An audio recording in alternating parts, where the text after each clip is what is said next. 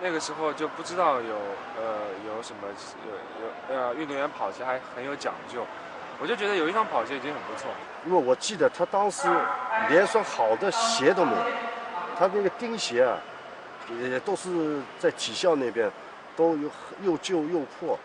后来那时候我特意给了他一双那个耐克那个鞋，就是蓝颜色的，上面有个金的 Nike 勾的，好像现在是不生产了，这因为是比较老款式的。他第一个冠军就穿这个鞋。第一双跑鞋也给我带来比较好的运气。02年世界青年锦标赛，那个时候我就穿了它，破了世界青年纪录。对啊，这就是一个很小的一个故事。在01年，很重要的3个比赛的冠军，也是这双鞋跑出来的。